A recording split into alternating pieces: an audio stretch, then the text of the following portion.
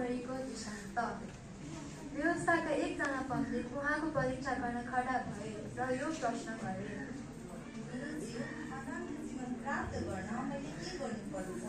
उहाँले भन्नुभयो, व्यवस्थामा के लेखिएको छ के पढ्यो? तिनले भने, तैँले प्रभु आफ्नो परमेश्वरलाई आफ्नो सारा हृदयले, आफ्नो सारा प्राणले र आफ्नो सारा समाजले प्रेम गर र आफ्नो छिमेकीलाई आफैले प्रेम गर।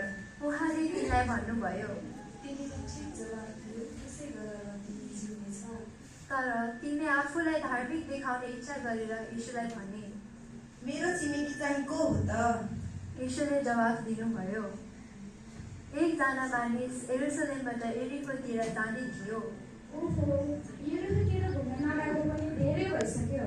आज त यरीकोतिर घुम्न पो जानु पर्यो हो। त्यो डाकुहरूको फेला पर्यो। हे, यसको सामान लुट।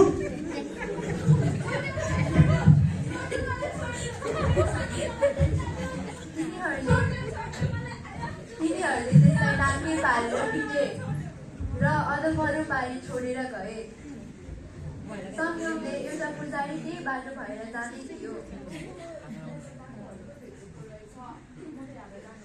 र त्यो अधमरो मान्छेलाई देखेर त्यो अर्कोपट्टि तर्केर गयो। त्यसै गरी एउटा लेवी पनि त्यस ठाउँमा आयो।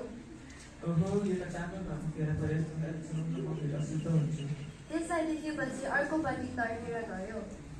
तर एउटा सामरी उसको यात्रामा जाँदै गर्दा त्यो मान्छे भएको ठाउँमा आइपुग्यो। ओहो, यो मान्छेलाई त के भएछ? डाकुहरूको हातमा पो फेला परे जस्तो छ। बिचरा अधमरो बनाएर पो छोडिदिएछ। र त्यसलाई देखेर उसको मन दयाले भरियो।